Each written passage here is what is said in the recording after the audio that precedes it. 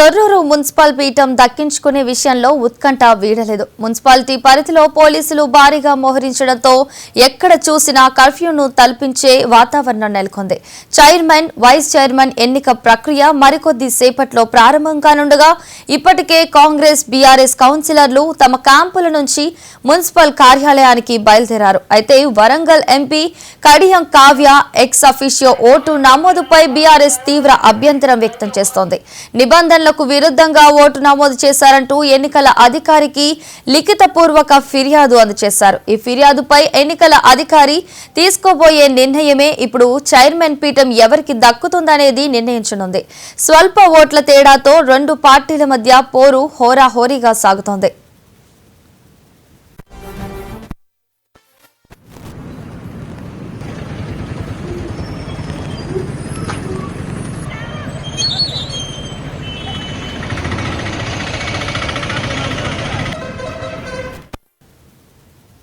Thorrur municipal పీఠం దక్కించుకునే విషయంలో ఉత్కంఠ ఇంకా వీడలేదు. ఇక ఇదే అంశానికి సంబంధించి మరింత సమాచారాన్ని వరంగల్ నుంచి మా ప్రతినిధి సుధాకర్ అందిస్తారు. సుధాకర్, చెప్పండి.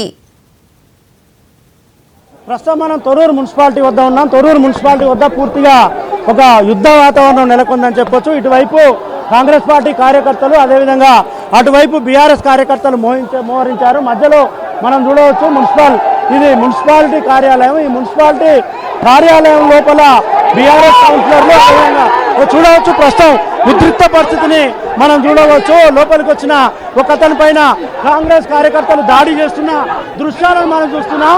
అతను బీఆర్ఎస్ పార్టీకి సంబంధించిన అతని పైన దాడి చేస్తున్న విజువల్స్ మనం చూస్తున్నాం. కాంగ్రెస్ పార్టీ కార్యకర్తలు దాడి చేస్తున్నారు. అటువైపు బీఆర్ఎస్ కార్యకర్తలు ఉన్నారు.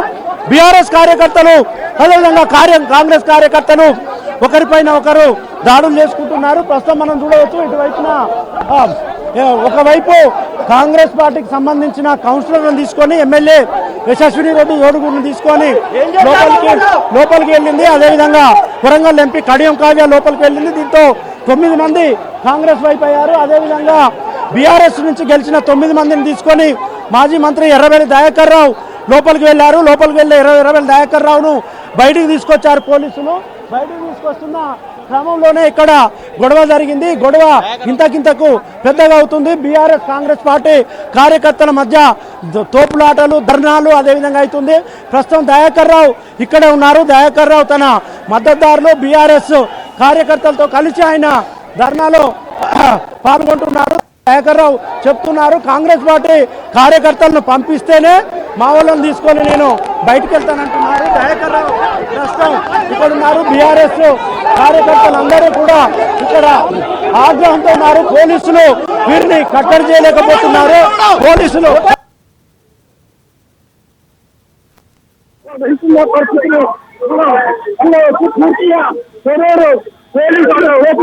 పరిస్థితి ఉంది. పోలీసుల అదుపు చేయడం పోలీసులు సాధ్యం కావట్లేదు. పోలీసులు అదుపు చేయలేకపోతున్నారు. దీంతో ఇరు వర్గాల మధ్య భారీగా గొడవ జరుగుతుంది. పూర్తిగా తొర్రూరు పట్టణం ప్రస్తుతం ఇక్కడ రణరంగాన్ని కల్పిస్తుంది. కాంగ్రెస్ బీఆర్ఎస్ కార్యకర్తలు పరస్పరం దాడులు చేసుకుంటున్న దృశ్యాలను మనం చూస్తున్నాం. బీఆర్ఎస్ కార్యకర్తలు ఒకరిపైన ఒకరు దాడులు చేసుకుంటున్నారు. అదేవిధంగా మాజీ మంత్రి ఎర్రబెల్లి దయాకర్ రావు అటువైపు ఉన్నారు. అదేవిధంగా పిసిసి ఉపాధ్యక్షురాలు ఝాన్సీ రెడ్డి ఆయన కార్యకర్తలతో ఇటు ఉంది. దీంతో పోలీసులు ఏం చేయలేని పరిస్థితి ఉంది. తొర్రూరు ప్రస్తుతం ఒక ఉద్రిక్త వాతావరణంలో ఉంది. తొర్రూరు పూర్తిగా అట్టుడికిపోతుందని చెప్పేసి పోలీసులు ఎంత అదుపు చేసినా అదుపులోకి రాని పరిస్థితి ఉంది. పూర్తిగా తొర్రూరులో యుద్ధ వాతావరణం అయితే నెలకొంది. దీనికి ప్రధాన కారణం రెండు పార్టీలకి సమానమైన ఓట్లు ఎక్స్ అఫీషియో ఓట్లతో కలిపి కాంగ్రెస్ కు 9 అయ్యాయి. అదేవిధంగా బీఆర్ఎస్ నుంచి 9 మంది కౌన్సిలర్లు గెలిచారు.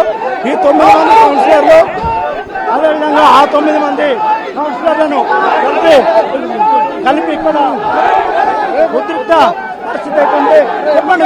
ఇక్కడ బీఆర్ఎస్ సంబంధించిన కార్యకర్తలు ఉన్నారు. బీఆర్ఎస్ కార్యకర్తలకు కాంగ్రెస్ కార్యకర్తల మధ్య వాతావరణం అయితే పూర్తిగా నెలకొందని చెప్పొచ్చు. దీన్ని అదుపు చేయడం ఎవరితో కావట్లేదు. మాజీ మంత్రి ఎర్రబెల్లి దయాకర్ రావు తన సతీమణి ఎర్రబెల్లి దయాకర్ రావు సతీమణిని ఈమె వస్తున్నారు.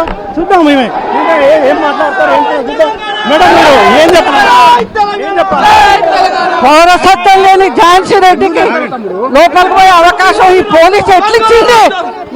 నాకు ఓటు హక్కు ఇక్కడ ఉన్నది, నేను పోవాలి. ఓటు హక్కు లేని ఆమె లోపలికి ఎట్లా పోతుంది ఝాన్సీ రెడ్డి? మీరు ప్రెస్ వాళ్ళు కానీ పోలీసు కానీ ఈ ఎందుకు పరిశీలిస్తలేదు? ఓటు హక్కు లేని ఆమెకి ఏ అర్హత ఉంది? నాకేం లేదు. ఇక్కడ నాకు ఓటు ఉంది, నాకు అర్హత ఉంది. ఇవాళ చాలా ఏళ్ళుగా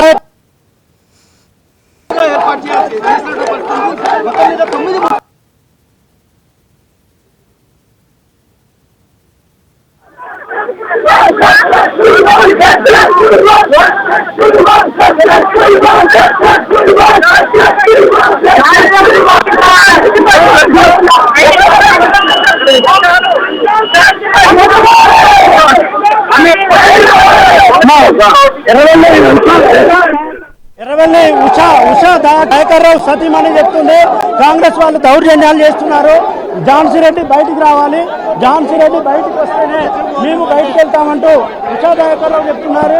ఇక్కడ పరిస్థితి అయితే సీరియస్ గా మారుతుంది, పరిస్థితి పూర్తిగా విషమించే పరిస్థితి కనిపిస్తుంది. కాంగ్రెస్ కార్యకర్తలు ఏం చెప్తున్నారు? దయాకర్ రావు దొంగ, ఆయనకి ఏం హక్కు ఉందా? ఇక్కడికి వచ్చాడు, ఆయనకి ఏమైనా ఎక్సాఫీస్ అవుట్ ఉందా? ఏముందా? ఏమి కూర్చుండు? దయాకర్ రావుకి ఎలక్షన్ కి సంబంధం లేదు. దయాకర్ రావు అనే వ్యక్తికి ఎట్లాంటి ఓటు హక్కు లేదు. ఎక్స్ అఫీషియో ఓటు ఎవరికి ఉంటుంది? అధికార పార్టీ లేదా వాళ్ళకి ఎలాంటి పొజిషన్ ఎంపీ కానీ ఎమ్మెల్యే కానీ ఉంటే ఎక్స్ అఫీషియో ఓటు ఉంటుంది. ఇవాళ దయాకర్ రావుకి ఏం ఓటు ఉందని వచ్చి ఇక్కడ మున్సిపాలిటీ దగ్గర వచ్చి ఇట్లాంటి దుర్మార్గాలు చేస్తుండో, ఓడిపోయినా కూడా ఇంకా సిగ్గు రాకుండా ఇంకా దుర్మార్గంగా ఆయన పిఏ లోపల ఎట్లా పోతాడు? దయాకర్ రావు పిఏ మున్సిపాలిటీ ఇవాళ బయట ఉంటాడు.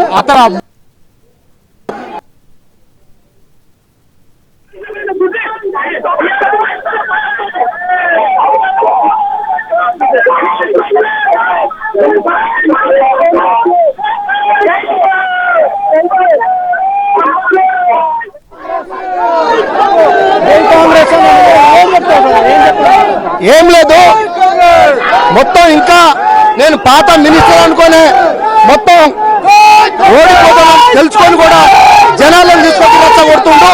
మరి ఆయన కూడా గతంలో ఎన్నో జరిగినాయి ఇట్లాంటి, మరి అట్లా ఎందుకు చెప్తాడు? మరి ఎందుకు చేస్తాడు దయాకర్ రావు? ఆయన తెలుసుకోవాలి. మరి జనాలు గెలిచిన అభ్యర్థులను తీసుకొని రావాలి.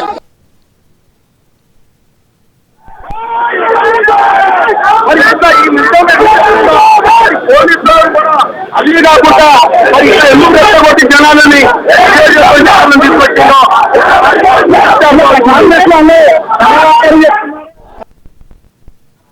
బీఆర్ఎస్ వాళ్ళు తమ వైఖరి చెప్తున్నారు. ఒక రకంగా ఇక్కడ ఒక రకమైన యుద్ధ వాతావరణం నెలకొంది. ఏం చెప్పాలనుకుంటున్నారు? ప్రధానంగా కడియం కావ్య గారు ఇక్కడ ఓటు ఎన్రోల్ చేసుకోవటం అనైతికంగా బీఆర్ఎస్ పార్టీని ఓడగొట్టాలని, మెజార్టీ సభ్యులు ఉన్నటువంటి బీఆర్ఎస్ యొక్క అధికార పీఠాన్ని కొల్లగొట్టాలనే కుట్రలో భాగంగా మేము చూస్తున్నాం. రేవంత్ రెడ్డి మరి వాళ్ళ మిత్ర బృందం ఇన్ఛార్జ్ మినిస్టర్ పొంగులేటి శ్రీనివాసరెడ్డి డబ్బుల సంచులు నెరజూపి పోలీసులు అడ్డం పెట్టుకొని భయపాంతులకు గురి చేసి మా మీద మరి దాడులు చేస్తా ఉన్నారు. దీన్ని తీవ్రంగా ఖండిస్తున్నాం. ప్రజాస్వామ్యం గొప్పది, ప్రజాస్వామ్యాన్ని కాపాడుకోవాల్సిన బాధ్యత మన అందరి మీద ఉందని తెలియజేస్తున్నాం. ఇంకా చాలా మంది కార్యకర్తలు ఉన్నారు, కార్యకర్తలతో కూడా మాట్లాడదాం. ఏం చెప్పాలనుకుంటున్నారు?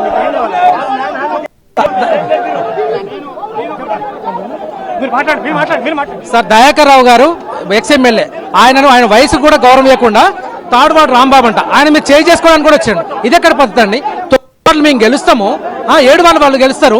అన్యాయం చేసి ఇంత అన్యాయమా, ఇంత అధ్వానమా? ఇప్పుడు ప్రజలు మా వైపు ఉన్నారు,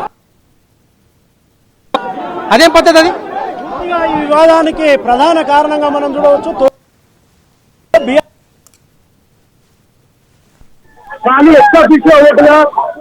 ఓటుగా స్థానిక శాసనసభ్యురాలు యశస్విని రెడ్డి ఎక్స్ అఫీషియో ఓటు నమోదు చేసుకుంది. అదేవిధంగా స్థానిక పార్లమెంట్ సభ్యురాలు కడియం కావ్య కూడా ఎక్స్ అఫీషియో ఓటు నమోదు చేసుకుంది. దీంతో కాంగ్రెస్ కు 9, బీఆర్ఎస్ కు 9 ఓట్లు అయ్యాయి. ఈ నేపథ్యంలో బీఆర్ఎస్ ఒక అభ్యంతరం చెప్పింది. కడియం కావ్య సంవత్సరం క్రితం వరంగల్ కార్పొరేషన్లో ఎక్సాఫిషియో ఓటు నమోదు చేసుకుంది కాబట్టి ఆమె ఎక్సాఫిషియో ఓటు ఇక్కడ చెల్లదు అని వాళ్ళు అభ్యంతరం చెప్తున్నారు. ఎన్నికల అధికారికి ఫిర్యాదు చేశారు. ఫిర్యాదు చేసిన ఈ క్రమంలోనే మొదటగా ఎర్రవెల్లి దయాకర్ రావు తన పార్టీ నుంచి గెలిచిన 9 మంది కౌన్సిలర్లను తీసుకొని మున్సిపాలిటీ కార్యాలయానికి వచ్చారు. ఆయన లోపలికి వెళ్ళారు. లోపలికి వెళ్ళడంతో వివాదం లేగింది. ఆయన ఎమ్మెల్యే కాదు, ఎమ్మెల్యే కానప్పుడు లోపలికి ఎలా వెళ్తారంటే కాంగ్రెస్ పార్టీ ప్రశ్నించారు. ఇదే సమయంలో కాంగ్రెస్ సంబంధించిన కౌన్సిలర్లను 7 తీసుకొని ఎమ్మెల్యే యశస్విని రెడ్డి ఆమె లోపలికి వచ్చింది. ఆమెతో పాటు ఆమె అత్త అదేవిధంగా పిసిసి ఉపాధ్యక్షురాలు ఝాన్సీ రెడ్డి కూడా లోపలికి వచ్చింది. లోపలికి రాగానే అటు బీఆర్ఎస్ కాంగ్రెస్ కార్యకర్తల మధ్య ఒక్కసారిగా వివాదం రేగింది. పరస్పర తోపులాట జరిగింది. ఈ క్రమంలోనే అంత సద్దుమణుగుతుందన్న క్రమంలోనే దయాకర్ రావు పిఏ ఉన్నారు. ఆయన లోపల నుంచి బయటకు రావడాన్ని కాంగ్రెస్ కార్యకర్తలు చూసి ఆయన పైన ఒక్కసారిగా దాడి చేశారు, విరుచుకుపడ్డారు. అతను పిడుగుతులు గుద్దిన పరిస్థితి ఉంది. దీంతో బీఆర్ఎస్ కార్యకర్తలు కూడా మరింత ఆగ్రహావేశానికి గురై ప్రస్తుతం ఇలా ఉద్రిక్త పరిస్థితి ఉంది. పోలీసులు 2 వర్గాలకు సర్ది చెప్పే ప్రయత్నం చేస్తున్నారు. అటు కాంగ్రెస్ కార్యకర్తలకు నచ్చజెప్పే ప్రయత్నం చేస్తున్నారు, ఇటు బీఆర్ఎస్ కార్యకర్తలకు నచ్చజెప్పే పరిస్థితి చేస్తున్నారు. కానీ ఎంతకీ కార్యకర్తలు వినట్లేరు. అసలు ఇక్కడి వరకు ఈ కార్యకర్తలు ఎలా వచ్చారు ఏంటి అనేది కూడా ఒక వివాదంగా మనం చూడాల్సి ఉంటుంది. ఇంత లోపలికి ఎలా వస్తారు ఏంటి అనేది కూడా ఇది పూర్తి కాంగ్రెస్ కార్యకర్తలు వినట్లేరు. అదేవిధంగా బీఆర్ఎస్ కార్యకర్తలు కూడా వినట్లేరు. మరికొంతమంది కాంగ్రెస్ నాయకులు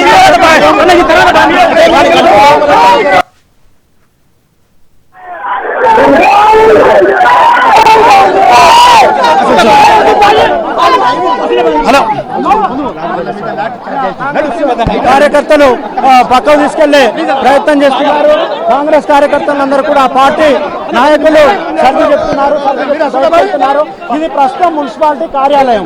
ఈ మున్సిపాలిటీ కార్యాలయానికి ఇంత దగ్గరగా బీఆర్ఎస్ కార్యకర్తలు ఎలా వస్తారు, అదేవిధంగా కాంగ్రెస్ కార్యకర్తలు ఎలా వస్తారు అనేది ఇప్పుడు మనం చూడాల్సి ఉంటుంది. ఇంత దగ్గరగా పోలీసులు మొదటగా ఎందుకు అలో చేశారు, పోలీసులు ఎందుకు ఇక్కడి వరకు రానిచ్చారనేది మనం చూడాల్సి ఉంటుంది. లోపలైతే ప్రస్తుతం పాలకవర్గ సమావేశం జరుగుతుంది. మొదటగా గెలిచిన కౌన్సిలర్లందరితోటి రిటర్నింగ్ అధికారి ప్రమాణ స్వీకారం చేయించారు. ప్రమాణ స్వీకారం ప్రస్తుతం ముగిసినట్టుగా భావించాల్సి ఉంటుంది. 12 గంటలకి ఎన్నిక ప్రారంభమవుతుంది. ఎన్నికకు సంబంధించి కాంగ్రెస్ పార్టీ నుంచి చైర్మన్ అభ్యర్థిని ఒకరు బలపరుస్తారు, ఒకరు సూచిస్తారు. బీఆర్ఎస్ నుంచి చైర్మన్ అభ్యర్థిని ఒకరు బలపరుస్తారు, ఒకరు సూచిస్తారు. సూచించినప్పుడు చేతులెత్తే పద్ధతి ద్వారా ఈ ఎన్నిక 9 మంది చేతులెత్తితే బీఆర్ఎస్ అభ్యర్థి పేరు చదివినప్పుడు 9 మంది చేతులు ఎత్తితే అప్పుడు టై అవుతుంది. టై అయినప్పుడు లాటరీ పద్ధతిలో ఎన్నిక జరుగుతుంది. ఈ లాటరీ పద్ధతిలో కూడా కాంగ్రెస్ అభ్యర్థి పేరు 25 చిట్టీల మీద, అదేవిధంగా బీఆర్ఎస్ అభ్యర్థి పేరు 25 చిట్టీల మీద వేస్తారు. వేసిన తర్వాత ఆ చిట్టీలన్నింటినీ ఒక డబ్బాలో వేసి బాగా ఊపిన తర్వాత వాటిని కింద పోస్తారు. పోసి ఒక చిట్టి తీస్తారు. చిట్టి తీసినప్పుడు ఆ చిట్టిలో ఎవరి పేరు వస్తే వారు చైర్మన్ అయినట్టుగా, అదేవిధంగా వైస్ చైర్మన్ ప్రక్రియ కూడా ఇదే రకంగా కొనసాగుతుంది. దీనికి సంబంధించి కొంతమంది కాంగ్రెస్ కార్యకర్తలు ఉన్నారు. ఏం చెప్పాలనుకుంటున్నారు బ్రదర్ మీరు? ఎందుకు ఈ గొడవ ఏంటంటే ఏం చెప్తారు? గొడవ స్టార్ట్ చేసింది మాజీ మంత్రి గారు. ఫస్ట్ రాగానే బస్సులు ఆయనకే సెక్యూరిటీ ఇచ్చిన పోలీసు వాళ్ళు కూడా అక్కడ దిగాల్సి ఉండే. ఆయన 6 ఎన్నికలు 8 ఎన్నికలలో పాల్గొన్న వ్యక్తి, ప్రజాస్వామ్యం గురించి తెలిసిన వ్యక్తి, తనే తప్పు చేసుకుంటా ఆయన గుండాలను వేసుకొని అక్కడి నుంచి ఇక్కడి వరకు రావడం జరిగింది. మేము ప్రశ్నించినాం, ఎందుకు ఆయన ఓటు హక్కు లేదు, ఏ హక్కుతోటి ఆయన పంపిస్తానంటే మాకు తెలియదు అంటారు పోలీసు వాళ్ళు. మేము ఇట్లా ఎందుకు జరుగుతుంది అని చెప్పి మేము ప్రశ్నించిన తర్వాత వాళ్ళ జడ్పీటీసీ, మాజీ జడ్పీటీసీ ఉంటాడు, సీతారాములు ఆయన మండల ప్రెసిడెంట్ ఉంటారు. వాళ్ళు వచ్చి ఏదో వినతి పత్రం అని చెప్పి రోడ్డు మీద షో చేసుకుంటా ప్రెస్ వాళ్ళకు మాట్లాడుకుంటా బారికేట్ల ఇతలా. అరే 144 సెక్షన్ పెట్టిన తర్వాత కూడా 10 సంఖ్యలు వాళ్ళందరూ వచ్చి లోపలికి వచ్చిన తర్వాత మేము విధి లేని పరిస్థితులలో మేము ప్రొటెక్ట్ చేయడం కోసం మా మేడం వస్తే మేము వచ్చినాము. కానీ ఇట్లాంటి విజ్ఞత ఉన్న మరి 8 సార్లు గెలిచినటువంటి వ్యక్తి ఈ రోజు ప్రజాస్వామ్యాన్ని కూని చేసుకుంటా ఇంత దిగజారుడు వేషాలకు దిగడం అనేది హాస్యాస్పదం. ఓకే, ఇది కాంగ్రెస్ పార్టీ వర్షన్ కాంగ్రెస్ చెప్తుంది, అదేవిధంగా బీఆర్ఎస్ వర్షన్ అయితే బీఆర్ఎస్ చెప్తుంది. ప్రస్తుతం లోపల మీటింగ్ అయితే జరుగుతుంది. లోపల కాంగ్రెస్ కౌన్సిలర్లు, బీఆర్ఎస్ కౌన్సిలర్లు, అదేవిధంగా స్థానిక శాసనసభ్యురాలు యశస్విని రెడ్డి, స్థానిక ఎంపీ కడియం కావ్య ఉన్నారు. మొదటగా ప్రమాణ స్వీకారం జరుగుతుంది. ఆ తర్వాత ఎన్నిక ప్రాసెస్ ప్రారంభమవుతుంది. Right, thank you Sudhakar. వాళ్ళని అక్కడికి తరలించేందుకు కూడా ఏర్పాటు చేస్తున్న తీర్మానం కూడా చేసింది, అప్లికేషన్ పెట్టుకున్నది. దాని మీద మేము మైబాద్ కలెక్టర్ పెట్టినాం, ఆర్డీఓ పెట్టినాం, కమిషనర్ పెట్టినాం, స్పందన లేదు. ఇలా కోర్టు కూడా ఇస్తున్నాం, హైకోర్టులు ఇస్తున్నాం, వరంగల్ కోర్టులు ఇస్తున్నాం, మైబాద్ కోర్టులు ఇస్తున్నాం. అది ఎట్టయినా రిజెక్ట్ అవుతుంది. చట్ట విరుద్ధంగా ప్రయత్నం చేస్తున్నారు. మా వాళ్ళు ఒక్కరు కూడా పోయే పరిస్థితి లేదు. ఎన్ని ఇబ్బందులు పెట్టినా, ఎన్ని కష్టాలు పెట్టినా కేసీఆర్, బీఆర్ఎస్, టీఆర్ఎస్, దయన్ అనే దోరి మీదనే ఉన్నారు. ప్రాణాలు తెగిచ్చేనా మా 9 ఉన్నారు. ప్రజలు గెలిపించారు మమ్మల్ని. కేసీఆర్ దయన్ మీద అభిమానంతో వాళ్ళు కష్టపడి గెలిచారు. వాళ్ళు ఎవరు కూడా పోయే పరిస్థితి లేరు. అందరు తప్పుడు ప్రచారం చేస్తున్నారు. ఎట్టి పరిస్థితుల్లో మెజారిటీ గెలిచాం. చైర్మన్ సీట్ మాకు వస్తుంది, వైస్ చైర్మన్ సీట్ కూడా మాకే వస్తుంది. ఈ chairman seat BRS, TRS vice chairman కాదు.